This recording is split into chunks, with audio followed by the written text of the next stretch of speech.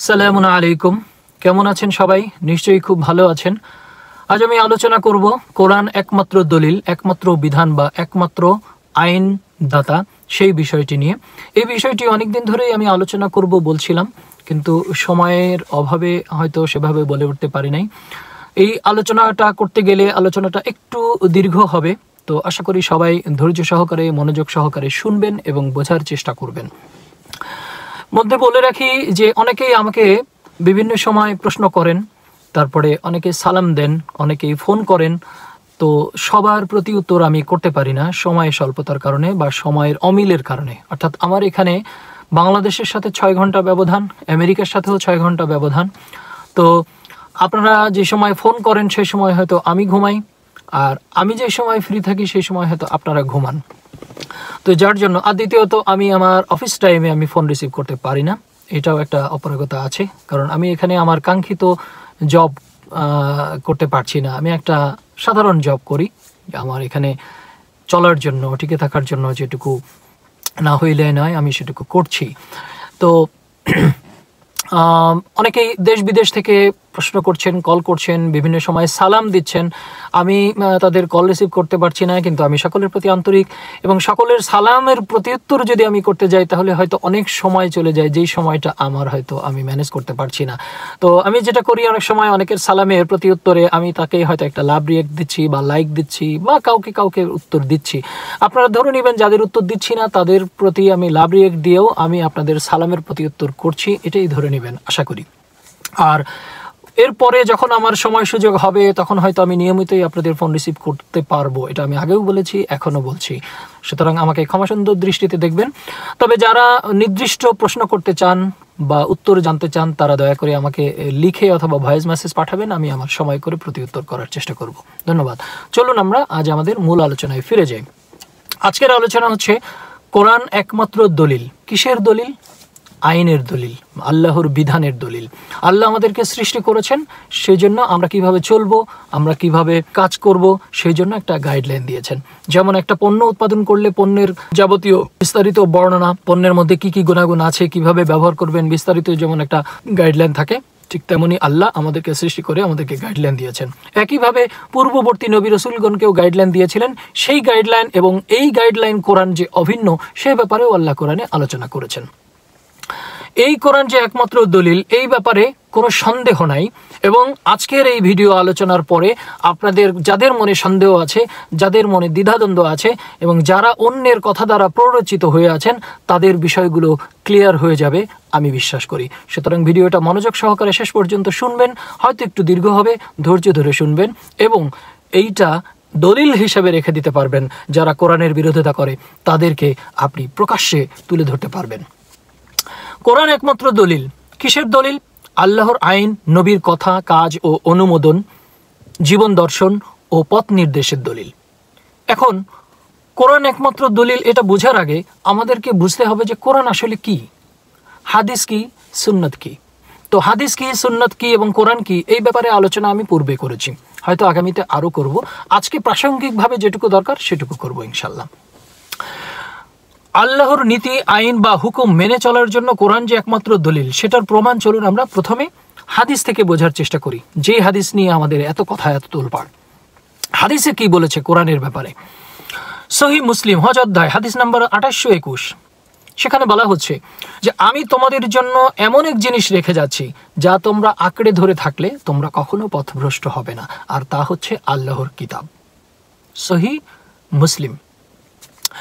সুনানে আবু দাউদ হজ অধ্যায় হাদিস নাম্বার 1903, সেখানে বলছে আমি তোমাদের মধ্যে এমন এক বিশেষ বস্তু রেখে যাচ্ছি যা তোমরা মজবুতভাবে ধরে থাকলে তোমরা কখনোই গোমরা হবে না, আর তা হচ্ছে আল্লাহর কিতাব। এখানে আল্লাহর কিতাব এবং সুন্নাহ কথাটা কিন্তু নাই। এই হাদিসগুলো কিন্তু আমরা বলি না। সহিহ বুখারী কিতাবুল ইলম হাদিস নম্বর 112, আবু জুহাইফা রাদিয়াল্লাহু হযরত আলী রাদিয়াল্লাহুকে জিজ্ঞাসা করলেন, আপনার কাছে কি লিখিত কিছু আছে? তিনি বললেন, না, কেবলমাত্র আল্লাহর কিতাব রয়েছে আর সেই সমস্ত জ্ঞান ও প্রজ্ঞা যা একজন মুসলিমকে দেওয়া হয়। তাহলে একজন মুসলিম সে কে? যে আত্মসমর্পণকারী, যে আল্লাহর হুকুমের উপর, আল্লাহর আইনের উপর আত্মসমর্পণ করেছে এবং আল্লাহর আইন অনুযায়ী চলে। সেই আইন অনুযায়ী চলার ফলে তার যে বিবেক বুদ্ধি এবং আলো, সেই আলো এবং বিবেক বুদ্ধি দিয়ে সে চলবে কিতাব এবং পাশাপাশি সেই বুদ্ধি। তো এখানে আমরা এটুকু স্পষ্ট হলাম যে আল্লাহর কিতাব যে একমাত্র দলিল সেটা হাদিসেও বলছে, কিন্তু এখানে হাদিস ও কোরআন এই দুইটা বিষয়ে নিয়ে আসছেন মুয়াত্তা মালিক। মুয়াত্তা মালিক সম্ভবত 43 নম্বর হাদিস। মুয়াত্তা মালিকের এই হাদিসে বলা হচ্ছে যে আমি তোমাদের জন্য এমন দুটি জিনিস রেখে যাচ্ছি, যা একটি হচ্ছে কিতাব আর একটি হচ্ছে নবীর সুন্নাহ। এই হাদিসটি জাল হাদিস মুয়াত্তা মালিক ঢুকিয়ে দিয়েছেন। যেই মুয়াত্তা মালিকের হাদিসটি এই সিয়াসিত্তা সহিহ হাদিস গ্রন্থের লিস্টে নাই। তো আমরা কিন্তু সারা জীবন সেটাই আওড়ে যাচ্ছি, সেটাই শুনে যাচ্ছি। কোরআন কি বলছে চলুন আমরা কোরআন থেকে দেখি যে কোরআন এই একমাত্র দলিল এই ব্যাপারে কি বলছে। কোরআন মাজিদে অন্তত 200-র বেশি আয়াত আছে, যে আয়াতগুলোতে আল্লাহ বলছেন যে কোরআন একমাত্র আইন, জীবন দর্শন এবং মানুষের পরিশুদ্ধ হবার জন্য পথ নির্দেশ, যা সন্দেহাতীত, নির্ভুল, সুস্পষ্ট, সুনির্দিষ্ট, সম্পূর্ণ, পরিপূর্ণ, সহজ এবং বিস্তারিত। কোরআনের প্রথম আয়াত এবং দ্বিতীয় আয়াত, আলিফ লাম মিম যালিকাল কিতাবু লা রাইবা ফি হুদাল লিল মুত্তাকিন। আলিফ লাম মিম যালিকাল কিতাব, ওইটাই কিতাব। কোনটা? আলিফ লাম মিমটাই কিতাব। আলিফ লাম মিম যালিকাল কিতাব, ওইটাই কিতাব। যালিকাল কিতাব লা রাইবা ফি, যাতে কোনো সন্দেহ নাই। হুদাল লিল মুত্তাকিন, মুত্তাকিদের জন্য পথ নির্দেশ। মুত্তাকি কারা? যারা নিজেকে পরিশুদ্ধ করতে পেরেছে। পরিশুদ্ধ কিভাবে করবে? কোরআনের মাধ্যমেই করবে। তাদের জন্যই এটা পথ নির্দেশ বলা হচ্ছে। অর্থাৎ যারা কোরআনকে মানবে, বুঝবে এবং সেই অনুযায়ী চলবে, তাদের জন্য এটা পথ নির্দেশ। যারা মানবে না তাদের জন্য না। তো তারাই ওই যে পথভ্রষ্ট, তারা হচ্ছে কাফের, তারা কোরআনকে অবমাননা করে, কোরআনের বাইরে অন্যকে সত্তা হিসাবে দাঁড় করায়, অন্যকে আইনদাতা, বিধানদাতা, ফতোয়াদাতা হিসাবে দাঁড় করায়। তাদের কথা আল্লাহ বলছেন যে যালিকাল কিতাবু লা রাইবা ফি হুদাল লিল মুত্তাকিন, ওইটাই কিতাব যে কিতাবে কোনো সন্দেহ নেই এবং মুত্তাকিদের জন্য পথ নির্দেশ। 6 নম্বর সূরার 38 নম্বর আয়াত, যেখানে আল্লাহ বলছেন ভূপৃষ্ঠে বিচরণশীল প্রত্যেকটি জীব এবং নিজ ডানার সাহায্যে উড়ন্ত প্রত্যেকটি পাখি তোমাদের মতোই এক একটি জাতি। কিতাবে কোনো কিছু লিপিবদ্ধ করতে আমি ত্রুটি করিনি, অতঃপর তাদের সকলকে স্বীয় প্রতিপালকের নিকট সমবেত করা হবে। অর্থাৎ এই কিতাবে কোনো কিছু লিপিবদ্ধ করতে বাদ দেয় নেই তোমাদের জন্য, এবং আকাশে উড্ডীয়মান পাখি এবং অন্যান্য জীবজন্তু সকল কিছুর বর্ণনা এর মধ্যে আছে। আমরা কিভাবে বলবো যে এর মধ্যে সব নাই? আচ্ছা, এরপরে আসুন 6 নম্বর সূরার 114 নম্বর আয়াতে আল্লাহ বলছেন, আল্লাহ নবীকে বলছেন যে বলুন, তবে কি আমি আল্লাহ ব্যতীত অন্যকে বিচারক মানব? যদিও তিনি তোমাদের প্রতি বিস্তারিতভাবে কিতাব অবতীর্ণ করেছেন। যাদের কিতাব দিয়েছি তারা জানে যে ওই কিতাব তোমার প্রতিপালকের নিকট হতে সত্য সহ অবতীর্ণ হয়েছে। তাহলে আমরা যারা বলছি যে শুধু কিতাব কোরআন মানলে হবে, অন্যটাও মানতে হবে, তাদেরকে আল্লাহ বলছেন যে আল্লাহ ব্যতীত অন্যকে বিচারক মানব? অর্থাৎ যখন আমি হাদিস দিয়ে বিচার করি, হাদিস দিয়ে ফয়সালা দেই, তাদেরকে আল্লাহ বলছেন যে তারা কি অন্যকে বিচারক হিসাবে মানবে? অন্যকে বিচারক হিসাবে মানতে আল্লাহ নিষেধ করছেন। 16 নম্বর সূরার 89 নম্বর আয়াত, সেদিন প্রত্যেক জাতিতে তাদেরই মধ্য হতে তাদেরই বিপক্ষে এক একজন সাক্ষী দাঁড় করাবো এবং ওদের বিষয়ে তোমাকে আমি সাক্ষী রূপে আনবো। আর আমি তোমার প্রতি কিতাব অবতীর্ণ করেছি প্রত্যেক বিষয়ের সুস্পষ্ট ব্যাখ্যা স্বরূপ। তাহলে সুস্পষ্ট ব্যাখ্যা স্বরূপ আল্লাহ কোরআন নাজিল করেছেন। 17 নম্বর সূরার 9 নম্বর আয়াত, নিশ্চয়ই এ কোরআন সেই পথ দেখায় যা সোজা ও সুপ্রতিষ্ঠিত। আর যারা সৎ কাজ করে সেই মুমিনদেরকে সুসংবাদ দেয় যে তাদের জন্য রয়েছে মহাপুরস্কার। তাহলে এই নিশ্চয়ই এই কোরআন সোজা এবং সুপ্রতিষ্ঠিত, এবং যারা সৎ কাজ করে তাদের জন্য, সেই মুমিনদের জন্য এটা সুসংবাদ। তাহলে যারা সৎ কাজ করে না, যারা সৎ পথে চলে না, তাদের জন্য এটা সুসংবাদ মনে হওয়ার কারণ নাই, এবং সে কারণেই তারা এই বাগবিতণ্ডা বিতর্ক করে। 17 নম্বর সূরার 41 নম্বর আয়াত, আল্লাহ বলছেন, আমি এ কোরআনে নানাভাবে ব্যাখ্যা করেছি যাতে তারা উপদেশ গ্রহণ করে, কিন্তু তাদের সত্য থেকে পলায়নের মনোবৃত্তি বৃদ্ধি করেছে।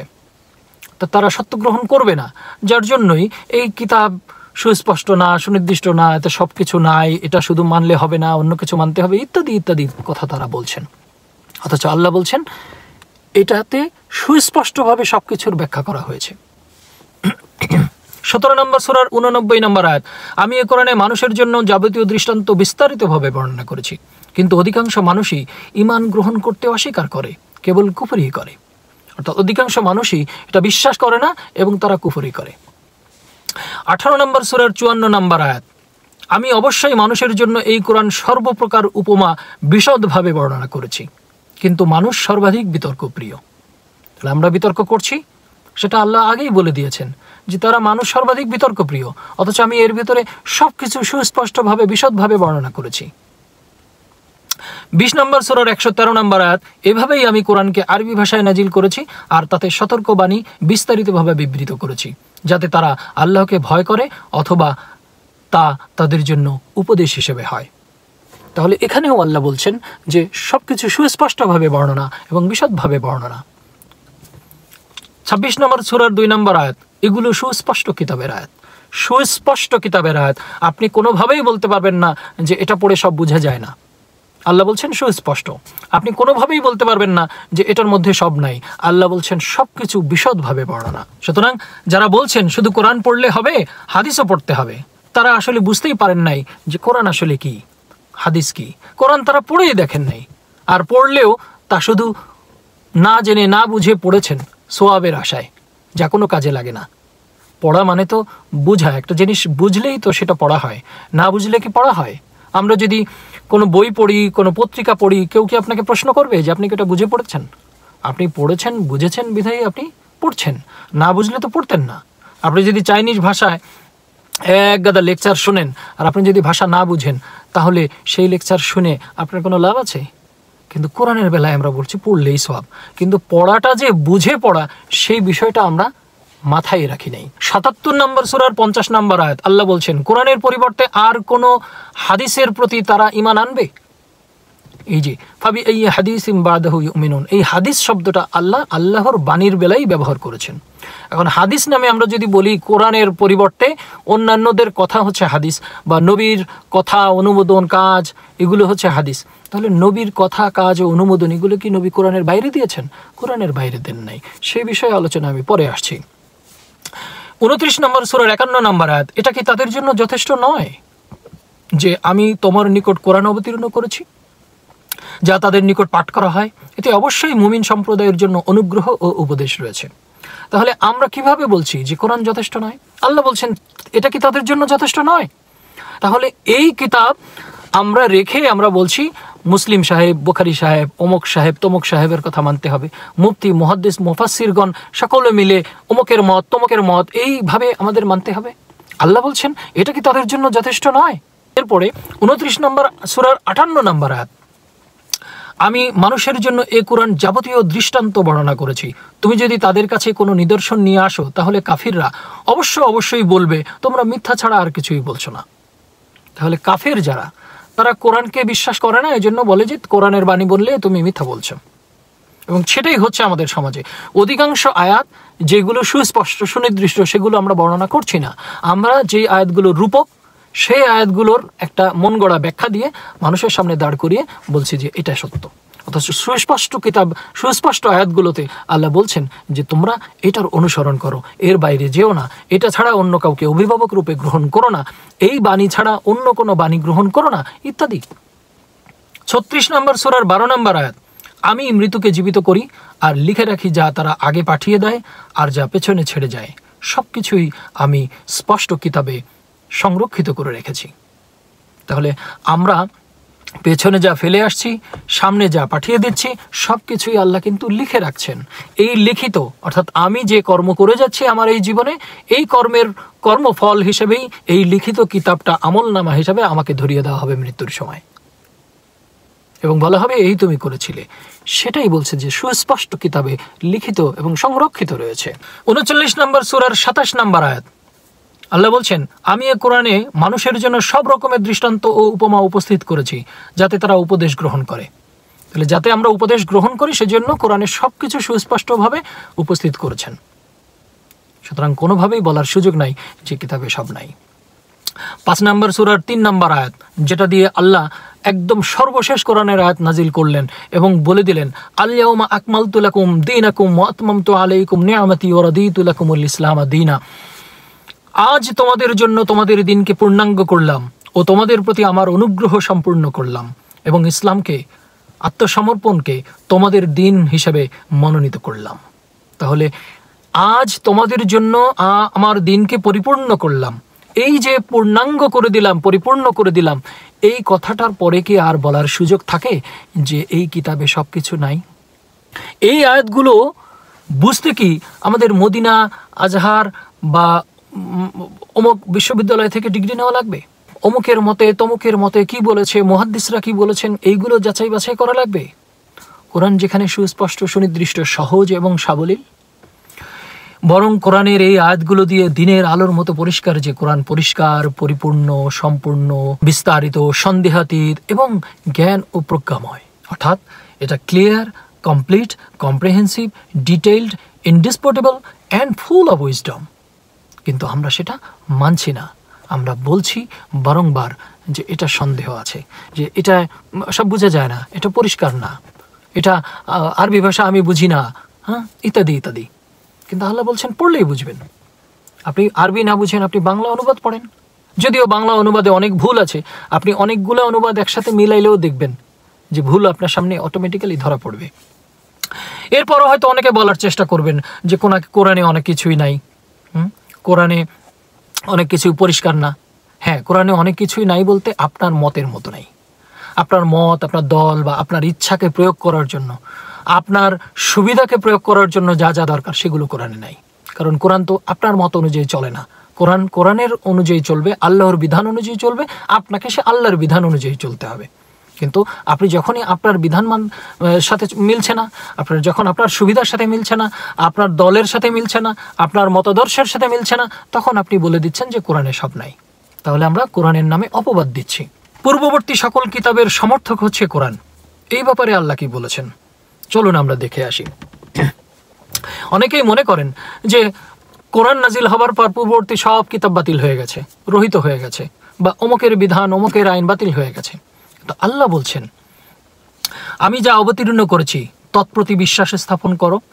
ইহা কোরআন তোমাদের কাছে যা আছে উহারই সত্য প্রত্যয়নকারী, এবং এতে তোমরাই প্রথম অবিশ্বাসী হয়েও না, এবং আমার নিদর্শনাবলীর পরিবর্তে সামান্য মূল্য গ্রহণ করো না। এখানে দুইটা বিষয়। এক হচ্ছে পূর্ববর্তীতে যা নাজিল করা হয়েছিল সেগুলো তো আমাদের কাছে আছে। আল্লাহ বলছেন তোমাদের কাছে যা আছে তার সত্যায়নকারী হচ্ছে এই কোরআন। তাহলে পূর্ববর্তী কিতাবের সত্যায়নকারী, মানে বলছেন যে এটা সত্য, পূর্বে যা ছিল সেটাও সত্য, এটাও সত্য, অর্থাৎ অভিন্ন, আলাদা কিছু নয়। এবং তোমরা এর প্রথম অবিশ্বাসী হয়েও না, এবং আমার আয়াতের বিনিময়ে সামান্য মূল্য গ্রহণ করো না। অর্থাৎ আমরা যদি এই কিতাবের আয়াত বর্ণনা করে আমরা যদি কারোর কাছ থেকে টাকা নেই, চুক্তি করে, যে আমরা যে ওয়াজ করি, মসজিদে নামাজ পড়াই, ওয়াজ মাহফিল করে টাকা নেই, মাদ্রাসায় পড়িয়ে টাকা নেই, এইগুলোতে আল্লাহ বলছেন যে আমার নিদর্শনাবলীর পরিবর্তে সামান্য মূল্য গ্রহণ করো না। এ ব্যাপারে আরও আয়াত আছে।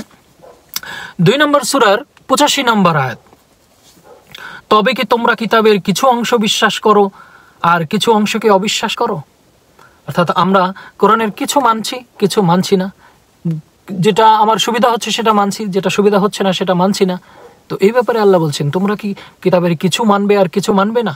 অতএব তোমাদের যেসব লোক এমন কাজ করে তাদের প্রতিফল পার্থিব জীবনে লাঞ্ছনা ভোগ ছাড়া আর কিছু হতে পারে? আর কিয়ামতের দিন কঠিনতম শাস্তির দিকে তাকে নিক্ষিপ্ত করা হবে। তারা যা করে সে সম্বন্ধে আল্লাহ অবহিত। তাহলে কোরআনের পরবর্তী আয়াত নাজিল হওয়ার পর আগের আয়াত বাতিল বা মনসুর হয়ে গেছে এমন কথা যারা বলেন তারা অবান্তর, মিথ্যা এবং ভুল ব্যাখ্যা দিচ্ছেন।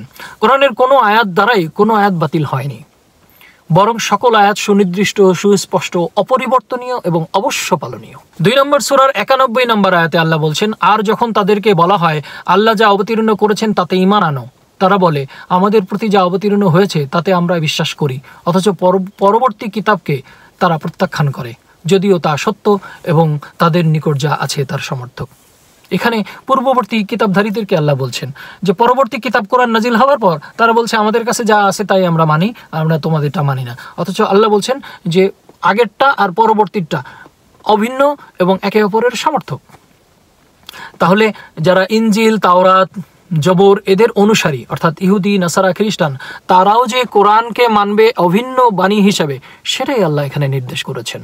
একইভাবে কোরআন যারা মানে তারাও পূর্ববর্তী কিতাবগুলোকে মানবে এবং এক অভিন্ন হিসাবে স্বীকার করবে, সেটাই আল্লাহ নির্দেশ করেছেন। 4 নম্বর সূরার 82 নম্বর আয়াতে আল্লাহ বলছেন, তারা কি কোরআনের মর্ম বিষয়ে চিন্তা ভাবনা করে না? যদি তা আল্লাহ ছাড়া অন্য কারো নিকট হতে আসতো তাহলে তার মধ্যে অনেক অসঙ্গতি থাকতো। কোরআন যে আল্লাহর নিকট থেকে এসেছে এবং অভিন্ন, অপরিবর্তনীয়, সুস্পষ্ট, সুনির্দিষ্ট এবং সন্দেহাতীত, সে ব্যাপারেই আল্লাহ বলছেন যে এটা যদি আল্লাহ ব্যতীত অন্য কারো কাছ থেকে আসতো তাহলে অনেক অসঙ্গতি থাকতো। এটার মধ্যে যে অসঙ্গতি নাই সেটা আমরা কথায় বুঝি, শব্দ দ্বারা বুঝি, ভাবার্থ দ্বারা বুঝি, এমনকি গাণিতিক সমীকরণ দ্বারাও বুঝি। কোনোভাবেই এটার মধ্যে অসঙ্গতি ধরা সম্ভব নয়। এই কোরআন নিয়ে যারা যত বেশি গবেষণা করেছে তারা তত বেশি এই কোরআনের মজে যায়, মহাবিষ্ট হয়েছে, আকৃষ্ট হয়েছে এবং কোরআনকে গভীরভাবে ধারণ করেছে। কোরআন ছাড়া অন্য কিছুর অনুসরণ যে করা যাবে না সেই ব্যাপারে আল্লাহ নবীকে বারংবার সতর্ক করে দিয়েছেন। সে ব্যাপারে 5 নম্বর সূরার 48 নম্বর আয়াত, আর আমি এই কিতাবকে তোমার প্রতি নাজিল করেছি যা নিজেও সত্যগুণে বিভূষিত এবং পূর্ববর্তী কিতাব সমূহেরও সত্যায়নকারী এবং ওই সব কিতাবের বিষয়বস্তুর সংরক্ষকও। অতএব তুমি তাদের পারস্পরিক বিষয়ে আল্লাহর অবতারিত এই কিতাব অনুযায়ী মীমাংসা করো যা তুমি প্রাপ্ত হয়েছ, তা থেকে বিরত হয়ে তাদের প্রবৃত্তি অনুসরণ করো না। তাহলে নবী যে কথা, কাজ এবং অনুমোদন দিয়েছেন তা বুখারী শরীফের নয়, তা মুসলিম শরীফের নয়, তা কোরআনের বাণী। কারণ আল্লাহ বলছেন যে তোমার প্রতি যা অবতীর্ণ করা হয়েছে তুমি সেই বিষয় দিয়ে মীমাংসা করো, সমাধান দাও, তুমি অন্য কারোর প্রবৃত্তি অনুসরণ করো না। ক্লিয়ার? 5 নম্বর সূরার 67 নম্বর আয়াতে, হে রাসূল, আপনার রবের কাছ থেকে আপনার প্রতি যা নাজিল হয়েছে তা প্রচার করুন, যদি না করেন তবে তো আপনি তার বার্তা প্রচার করলেন না। তার মানে আমরা যারা বলি যে নবীর কথা, কাজ এবং অনুমোদন এগুলো কোরআনের না, এগুলো নবীর, আর সেই নবীর জিনিস মানা হচ্ছে হাদিস, তাদের ব্যাপারে আল্লাহ বলছেন যে হে রাসূল, আপনি আপনার প্রতি যা নাজিল হয়েছে তা প্রচার করুন, তা ব্যতীত অন্য কিছু প্রচার করবেন না, অন্য কারোর অনুসরণ করবেন না, ইত্যাদি ইত্যাদি। তো আমরা সেটা না করে যখন আমরা নবীর কথা, কাজকে আলাদা হাদিস হিসেবে সত্তা দাঁড় করাচ্ছি তা আমরা ভুল করছি, আমরা মিথ্যা অপবাদ দিচ্ছি কোরআনের নামে। 5 নম্বর সূরার 68 নম্বর আয়াতে আল্লাহ বলছেন, তুমি বলে দাও হে আহলে কিতাব, তোমরা কোনো পথেই প্রতিষ্ঠিত নাও যে পর্যন্ত না তাওরাত, ইনজিল এবং যে কিতাব, কোরআন তোমাদের নিকট তোমাদের রবের পক্ষ থেকে পাঠানো হয়েছে তার উপর আমল করো। তার মানে আল্লাহ বলছেন নবীকে যে হে নবী, আপনি বলে দেন হে আহলে কিতাব, অর্থাৎ যারা কোরআনের আগে অন্যান্য কিতাব পেয়েছেন সেই কিতাবের অনুসরণ করেন তাদেরকে আহলে কিতাব বলা হচ্ছে। সেই আহলে কিতাবদেরকে বলছেন যে তোমরা ততক্ষণ পর্যন্ত প্রতিষ্ঠিত নও যতক্ষণ পর্যন্ত তোমাদের পূর্ববর্তী কিতাবের সাথে এই কিতাবও একইভাবে তোমরা গ্রহণ না করো। অর্থাৎ দুইটাকে আলাদা ভাবারও সুযোগ নাই, আলাদা এর মধ্যে নাইও। তো এই একই কিতাব গ্রহণ করার কথা আল্লাহ বলছেন। এই যে অভিন্ন কিতাব, আমরা তর্ক করি যে কোরআন নাজিল হওয়ার পর ওটা বাতিল বা আগেরটাই ঠিক, কোরআন ঠিক নয়, এই ধরনের তর্ক বিতর্ক করা যাবে না, সেটাই আল্লাহ নির্দেশ করছেন। 86 নম্বর সূরার 13 নম্বর আয়াতে আল্লাহ বলছেন, কোরআন সত্য মিথ্যার পার্থক্যকারী, চূড়ান্ত সিদ্ধান্তকারী বাণী। তাহলে কোরআন সত্য মিথ্যার পার্থক্যকারী, চূড়ান্ত সিদ্ধান্ত বাণী। ইন্নাহু লাকাউলুন ফাসলু, চূড়ান্ত সিদ্ধান্ত বাণী। এখানে অন্য কোনো বাণী আর বলার সুযোগ নাই, যেহেতু এটা চূড়ান্ত। 7 নম্বর সূরার 3 নম্বর আয়াতে আল্লাহ বলছেন, তোমার প্রতিপালকের নিকট থেকে যা অবতীর্ণ করা হয়েছে তোমরা তার অনুসরণ করো এবং তাকে ছাড়া অন্যকে অভিভাবক রূপে অনুসরণ করো না। তাহলে এখানে আমি মুসলিম সাহেব, বুখারী সাহেব, তিরমিজি সাহেব, অমুক সাহেব, তমুক সাহেব ইত্যাদির কথা মানছি যা কোরআনের সাথে মিল নাই। সেই ব্যাপারে আল্লাহ বলছেন যে তোমাদের প্রতি যা অবতীর্ণ করা হয়েছে তোমরা তার অনুসরণ করো, তা ব্যতিরেকে অন্য কাউকে অভিভাবক রূপে গ্রহণ করো না। তাহলে আমরা যখন ফয়সালা দিতে যেয়ে বলি যে অমুকের মতে, অমুক মুহাদ্দিসের মতে বা অমুক হাদিস বিশারদকারীদের মতে, কেন কোরআনের মতে বলা যায় না? কোরআনের মতে কি ফয়সালা আছে সেটা বলা যায় না? সেটা না বলে আমি যখন অমুকের মতে, তমুকের মতে, মুহাদ্দিসদের মতে, মুফাসসিরদের মতে, মুসলিম সাহেবের মতে, বুখারী সাহেবের মতে বলি, তখন সেটা আমি কোরআনের বাইরে চলে যাই। হ্যাঁ, যদি সেগুলো কোরআনের সাথে মিলে তাহলে আমি সেটা বলতে পারি, যদিও সেটা বলার প্রয়োজনই হয় না, কারণ কোরআনই বলা আছে। আমি বলবো কোরআন এটা বলেছেন, আমার তো এখানে বলার দরকার নাই যে অমুকের মতে। কেন অমুকের মতে? কোরআন কি বলেছে সেটা বলুন। আমি যদি সেটা না বলে অমুকের মতে বলি তাহলে কোরআন স্পষ্ট না এবং কোরআন যে পরিপূর্ণ না সেটাও মিন করে। কিন্তু আসলে কি তাই? তাহলে কি আল্লাহর কোরআনের উপর অবমাননা করা হয় না? আল্লাহর কোরআনকে ছোট করা হয় না? কোরআনের উপর অপবাদ দেওয়া হয় না? 13 নম্বর সূরার 37 নম্বর আয়াতে, আর এভাবেই আমি কোরআনকে বিধান স্বরূপ আরবিতে নাজিল করেছি, তোমার নিকট জ্ঞান পৌঁছার পরও যদি তুমি তাদের খেয়াল খুশির অনুসরণ করো তবে আল্লাহ ছাড়া তোমার কোনো অভিভাবক ও রক্ষাকারী নেই। তাহলে কোরআন আসার পরেও আমি যদি অন্য কাউকে অভিভাবক রূপে গ্রহণ করি, তাহলে আল্লাহ নবীকেই বলছেন যে তাহলে তোমাকে অভিভাবক ও রক্ষাকারী আর কেউ নাই যদি তুমি কোরআনকে অস্বীকার করো বা কোরআনের বাইরে অন্যকে অনুসরণ করো। আল্লাহ এই আয়াতে সুস্পষ্ট এবং কঠিনভাবে হুঁশিয়ারি দিয়ে বলছেন যে আল্লাহ একমাত্র ইলাহ বা কর্তা, অধিকারী, নেতা, আইন প্রণয়নকারী। আল্লাহর আইনের পরিবর্তে অন্য কারো আইন বা নীতি মানা, অনুসরণ করা শিরকের অন্তর্ভুক্ত এবং আল্লাহ এসবের থেকে অবশ্যই মুক্ত। তাহলে আমরা যদি বলি যে শুধু কোরআন মানলে হবে না, অন্য কিছু মানতে হবে, তাহলে আমরা কোরআনের সাথে অন্য সত্তা দাঁড় করিয়ে শিরক করছি। আর আল্লাহ বলছেন আমি এই সমস্ত অপবাদ থেকে মুক্ত, আমি সম্পূর্ণ, আমার কারোর মুখাপেক্ষী হতে হয় না। আল্লাহুস সামাদ, তিনি কারো মুখাপেক্ষী নন, কিন্তু আমরা মুখাপেক্ষী বানাচ্ছি যে কোরআন সব না, কোরআন স্পষ্ট না, এই জন্য অন্যটা মানতে হবে। তাহলে আমরা এ যাবৎকালে এই যে মুফতি মুহাদ্দিসদের কথা শুনে যে ভুল ভ্রান্তির মধ্যে রয়েছি, কোরআনের উপরে অপবাদ দিচ্ছি, সেই ব্যাপারটা আমার মনে হয় আমরা ক্লিয়ার হতে পেরেছি। দেখুন, লক্ষ লক্ষ হাদিস আর ফিকা বিশ্লেষণের উপর যেখানে অধিকাংশ ধর্মীয় রীতি রেওয়াজ বিধান দাঁড়িয়ে, সেখানে এই মর্মে কোরআনে অন্তত একটি সুস্পষ্ট আয়াত থাকা দরকার ছিল নয় কি, যে তোমরা কোরআনের পাশাপাশি নবী মুহাম্মদ সাল্লাল্লাহু আলাইহি ওয়াসাল্লামের যে সমস্ত কথা এবং তার সাহাবীদের যে সমস্ত কথাবার্তা সেগুলো মানতে হবে। এ ব্যাপারে আল্লাহ তাহলে কোরআনে আয়াত দিতে পারতেন এরকম যে হে নবী, আপনি আপনার সাহাবীদেরকে বলুন তারা যেন কোরআনের পাশাপাশি আপনার সকল কথা, কাজ এবং অনুমোদনের বিস্তারিত বিবরণ পরবর্তী প্রজন্মের জন্য সংরক্ষণ করে রাখে, কারণ তা কোরআনের মতোই অবশ্য পালনীয়। কোরআন এমন কোনো আয়াত তো নাই, কোরআনে এমন কোনো আয়াত তো নাই, বরং কোরআনের আয়াতের বিপক্ষে যায় যা গ্রহণ করতে আল্লাহ নিষেধ করেছেন। আল্লাহ বলছেন কোরআন সুস্পষ্ট, সুনির্দিষ্ট, পরিপূর্ণ, বিশদ, বিস্তারিত, অপরিবর্তনীয় এবং অনুকরণীয় পথ নির্দেশ একমাত্র। তো সেইখানে আমরা বিভিন্ন সত্তা দাঁড় করাচ্ছি। আল্লাহ তো সাহাবীদের অনুসরণ করতে বলেন নাই, বলেছেন এই কোরআন যারা অনুসরণ করে তাদেরকে অনুসরণ করতে। আল্লাহ তো বুখারী, মুসলিম, তিরমিজিদের অনুসরণ করতে বলেন নাই, বলেছেন কোরআন যারা অনুসরণ করে তাদেরকে অনুসরণ করতে।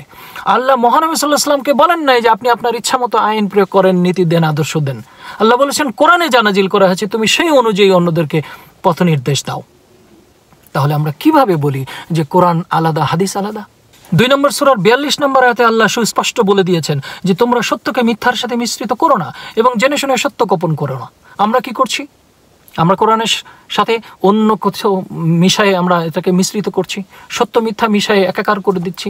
যেখানে আমার স্বার্থ, যেখানে আমার লাভ, সেখানে আমি আমার মতো করে জুড়ে দিচ্ছি।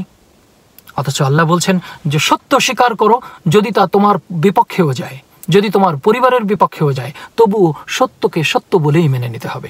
কিন্তু আমরা সেটা না করে আমরা সব সময় সত্যের সাথে মিথ্যাকে মিশ্রিত করছি। 11 নম্বর সূরার 1 নম্বর আয়াতে আল্লাহ বলছেন আলিফ লাম র, এটি কোরআন এমন কিতাব যার আয়াতগুলি মজবুত করা হয়েছে, অতঃপর বিশদভাবে বর্ণনা করা হয়েছে প্রজ্ঞাময়দের পক্ষ হতে।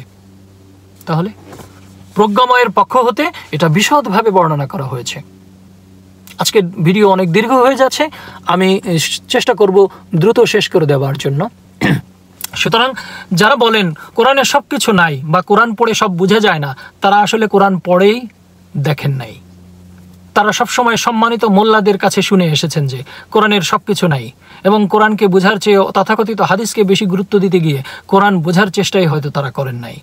অথচ কোরআন আর হাদিস আলাদা নয়। আল্লাহ কোরআনের বাণীকেই হাদিস বলেছেন, কারণ হাদিস মানে কথা, আর বিধান হিসেবে মানতে হবে কার কথা? আল্লাহর কথা। যারা মনে করেন যে হাদিস মানে নবীর কথা, কাজ এবং অনুমোদন, তারা বুঝেনি নাই যে নবীর আলাদা কোনো কথা নাই, নবীর আলাদা কোনো কথা ছিল না। আল্লাহর কথাই নবীর কথা, আল্লাহর হুকুমই নবীর কর্ম। নবী নিজ থেকে সারা জীবনে একটা কথাও বলেন নাই, ওমা ইয়ান্তিকু আনিল হাওয়া, আর তিনি মন গড়া কথা বলেন না। ইন হুয়া ইল্লা ওয়াহয়ু ইউহা, তা তো ওহী যা তার প্রতি প্রত্যাদেশ হয়। সুতরাং নবী তার মন গড়া নিজের কথা, নিজের অনুমোদন, নিজের কাজ চাপিয়ে দেননি। তিনি তাই বলেছেন যা কোরআনে অবতীর্ণ করা হয়েছে। এবং নবী যদি নিজের কথা আল্লাহর নামে বলার চেষ্টা করতেন তাহলে আল্লাহ তাকে থামিয়ে দিতেন, এবং এ ব্যাপারে আল্লাহ হুঁশিয়ার দিয়ে বলেছেন যে সে যদি আমার নামে কিছু রচনা করতে চাইতো বা চেষ্টা করত তাহলে অবশ্যই আমি তার হাত ধরে ফেলতাম এবং কেটে দিতাম তার জীবন ধমনী। 69 নম্বর সূরার 44 থেকে 46 নম্বর আয়াত পড়ে দেখবেন। 19 নম্বর সূরার 97 নম্বর আয়াত, আমি তো তোমার ভাষায় কোরআনকে সহজ করেছি যাতে তুমি তার সাহায্যে মুত্তাকিদেরকে সুসংবাদ দিতে পারো আর ঝগড়াটে লোকদেরকে সতর্ক করতে পারো। তাহলে আল্লাহ কোরআন আরবিতে নাজিল করেছেন কেন? মহানবীর ভাষা ছিল আরবি, সেজন্য তিনি যাতে এই আরবিতে সহজভাবে বুঝাতে পারেন সেজন্য। 18 নম্বর সূরার 27 নম্বর আয়াত, আর আপনি আপনার প্রতি ওহী করা আপনার রবের কিতাব থেকে পড়ে শোনান, তার বাক্যসমূহের কোনো পরিবর্তনকারী নাই, আর আপনি কখনোই তাকে ছাড়া অন্য কোনো আশ্রয় পাবেন না। তাহলে এই আয়াতের কোনো পরিবর্তনকারী নাই এবং তাকে ছাড়া অন্য কোনো আশ্রয়কারী হিসেবেও তিনি পাবেন, এই হুঁশিয়ার তিনি নবীকে করেছেন। 39 নম্বর সূরার 32 নম্বর আয়াতে আল্লাহ বলছেন, যে ব্যক্তি আল্লাহ সম্বন্ধে মিথ্যা বলে এবং তার নিকট আগত সত্যকে মিথ্যা জ্ঞান করে তার অপেক্ষা অধিক সীমা লঙ্ঘনকারী আর কে? তাহলে আল্লাহর কিতাবকে যে মিথ্যা বলে, যে অপবাদ দেয় এবং যে অস্বীকার করে তাকে আল্লাহ বলছেন সীমা লঙ্ঘনকারী, কাফের, জালিম ইত্যাদি। এমন এক কিতাব যার আয়াতগুলো জ্ঞান সম্পন্ন মানুষের জন্য বিস্তারিতভাবে আরবি ভাষায় ব্যাখ্যাকৃত কোরআন। 41 নম্বর সূরার 3 নম্বর আয়াত। এরকম অসংখ্য আয়াত আছে যে আয়াতগুলো বর্ণনা করতে গেলে ভিডিও আরও বড় হবে, তো আমি এত বড় করছি না। আল্লাহই কোরআনের ব্যাখ্যাকারী। এখানেও কথা আছে যে এই যে আমরা বলি যে কোরআন ব্যাখ্যা করবেন অমুক তমুক, মাদ্রাসায় পড়া লাগবে, অমুক হাদিসের ডিগ্রি লাগবে, তা না হলে কোরআন ব্যাখ্যা করা যায় না। আপনি কোরআনের কি বোঝেন, আপনি ব্যাখ্যা করেন, আপনি কি মাদ্রাসায় পড়েছেন কিনা? অথচ আল্লাহ বলছেন কোরআনের ব্যাখ্যাকারী একমাত্র আল্লাহ নিজেই। 75 নম্বর সূরার 18 এবং 19 নম্বর আয়াত। সুতরাং যখন আমরা ওটা পাঠ করি তখন তুমি সেই পাঠের অনুসরণ করো, তারপর তার বর্ণনার ব্যাখ্যা করার দায়িত্ব নিশ্চিতভাবে আমাদেরই। আল্লাহ নিজে বলছেন যেটা আমাদেরই দায়িত্ব এর ব্যাখ্যা করার। তাহলে এই আয়াত দ্বারা সুস্পষ্ট প্রমাণ হয় যে কোরআনের ব্যাখ্যা করার জন্য আল্লাহ কাউকে দায়িত্ব দেন নাই, কোরআনই আল্লাহ কোরআনের ব্যাখ্যা দিয়েছেন। সুতরাং হাদিস ছাড়া কোরআন বোঝা যায় না বলে কোরআন ব্যাখ্যার নাম দিয়ে বুখারী, তিরমিজি, আবু দাউদ, আবু নাসাই ইত্যাদি কোনো হাদিস গ্রন্থ বা গ্রন্থকারীকেই আল্লাহ কোরআন ব্যাখ্যার অধিকার বা অথরিটি দেন নাই, এবং কোরআনের ব্যাখ্যার নামে ভিন্ন কোনো সত্তা দাঁড় করানোরও কোনো সুযোগ নাই। এটি কোরআনের ব্যাপারে আল্লাহর পক্ষ থেকে পরিষ্কার সতর্কীকরণ।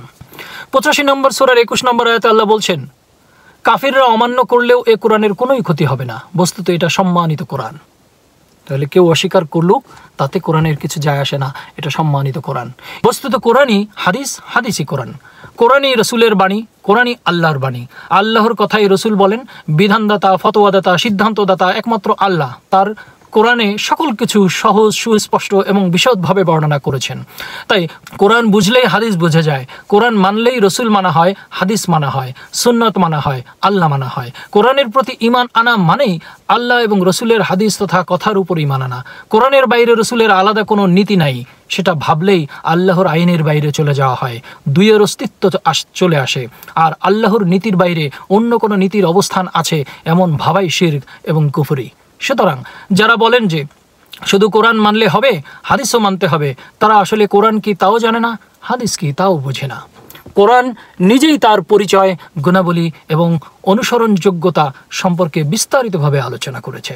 সুতরাং আজকের এই আলোচনায় আমরা বুঝতে পারছি যে কোরআন একমাত্র দলিল, আইনদাতা, বিধানদাতা, ফতোয়াদাতা এবং সুস্পষ্ট ব্যাখ্যাকারী, এবং এই কোরআনে সকল কিছু সুস্পষ্ট, সুনির্দিষ্ট, সহজ, পরিপূর্ণ এবং বিস্তারিতভাবে বিশদ আলোচনা করা হয়েছে। যারা এই কোরআনকে বুঝবে না এবং কোরআনকে বাদ রেখে অন্য কিছুকে অভিভাবক রূপে গ্রহণ করবে তাদেরকে আল্লাহ জালিম বলেছেন, কাফির বলেছেন এবং তারা সীমা লঙ্ঘনকারী সেটা বলেছেন। একইভাবে নবীকেও আল্লাহ বলেছেন যে আপনি তাই বলুন যা কোরআনে আমি অবতীর্ণ করেছি, আপনি সেই সম্পর্কেই সতর্ক করুন যা আমি কোরআনে অবতীর্ণ করেছি, আপনি সেই বিষয়গুলোই বিস্তারিতভাবে বর্ণনা করুন যা আমি কোরআনে নাজিল করেছি। সুতরাং নবী তার ইচ্ছা মতো কোনো কথা, কাজ, অনুমোদন দেন নাই। তার জীবদ্দশায় যে সমস্ত কথা, কাজ ও অনুমোদন করেছেন তা বেসিক কোরআনের নির্দেশ, আদেশ ও নীতি অনুযায়ী করেছেন।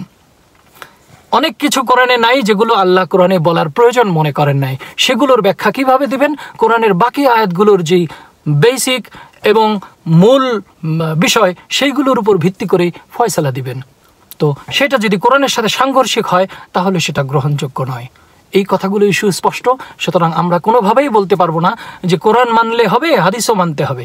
এই কথা বলার কোনো সুযোগ নাই। এই কথা বলারও সুযোগ নাই যে কোরআনে নাই, হাদিসে আছে। যেমন আমরা নামাজ বানিয়ে নিয়েছি 5 ওয়াক্ত, যেটা কোরআনে নাই। এখন এই নামাজকে প্রতিষ্ঠা করার জন্য আমরা অন্যান্যদের কথা মানছি, অন্যান্যদের কথা হাদিস হিসেবে নবীর নামে চালিয়ে দিচ্ছি, অথচ আল্লাহ সেই নামাজের কথা বলেন নাই। আল্লাহ যে সালাতের কথা বলেছেন সেই সালাত ফেরেশতারা করে, নবী করে, আল্লাহ নিজে করেন, গাছপালা, তরুলতা, পশু পাখি, জীবজন্তু সকল কিছু করে। এবং সকল কিছু আল্লাহর যে হুকুমে চলে সেই হুকুমের সাথে আমাকেও সেই হুকুম মেনে চলাই হচ্ছে রুকুকারীর সাথে রুকু করা, সেজদাকারীর সাথে সেজদা করা। এই বিষয়গুলোই আমরা বিস্তারিতভাবে যখন বুঝবো তখন আর আমরা এই বিষয়গুলো নিয়ে তর্ক করব না।